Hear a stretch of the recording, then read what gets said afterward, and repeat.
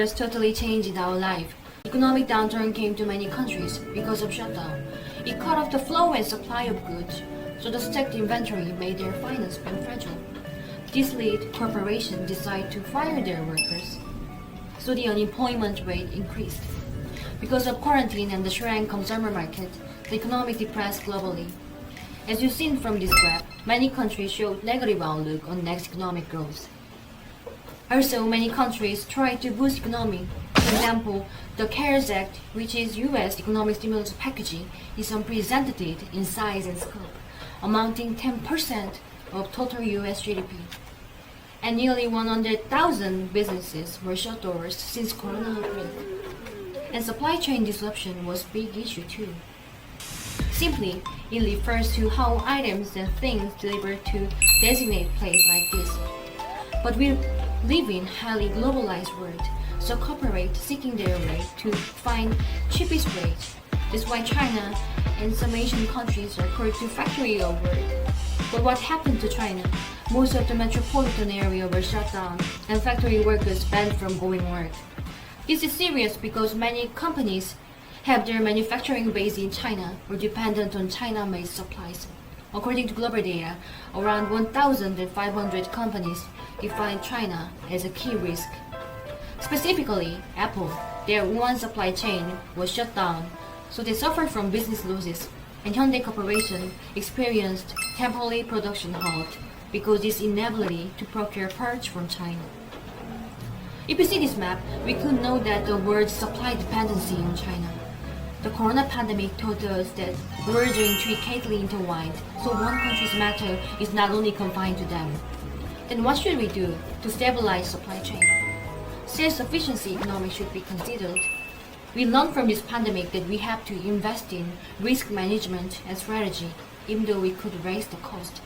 The possible solution to this, like enlisting new national suppliers for emergency and boosting inventories, or invest in omnichannel distribution for like online sales, because no one knows when it ends and whether this pandemic comes again or not. During COVID-19, the Earth has come back to life. Clear sky of New Delhi, Beijing, and comeback of warship in United Kingdom. We have seen such news lately. Carbon Brief published that the COVID-19 pandemic has disrupted energy use worldwide, which could cut carbon emissions by an estimated 5% of 2019's global total. Also in China, carbon emissions were down about 18% during first quarter, 250 million tons, which is equivalent to more than the half of the UK's annual output. Thus, in US, carbon emissions were down about 40% during same period. It is the first fall in global emission since the 2008 financial crisis. When the pandemic called for lockdowns, paralyzing both air and ground travel, the demand for fossil fuel was decimated. On oil price ensued with drastic shift in global oil politics, thus destabilizing the fossil fuel sector. Therefore, all the governments of the world started to consider developing clean energy actively, because raising renewable energy is much more future-oriented policy than rescue the fossil fuel sector.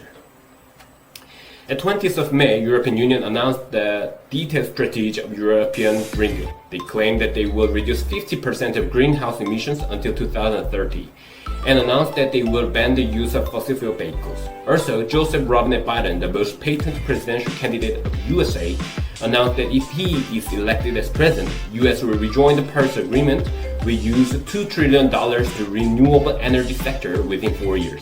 Thus, US will reduce carbon emissions to zero until 2050. Even as South Korea also announced Green New Deal, which is will invest 74 trillion won to develop the eco-friendly business. Then, what international studies should do from now on? First, urge every country to develop infrastructures for production of clean energies, such as sunlight, wind power, hydropower, etc. Second, lots of developing countries do not have sufficient facility, so that they need aid from developed countries. Third, reinforcing existing international environmental agreements, such as Paris Agreement, Kyoto Protocol, etc.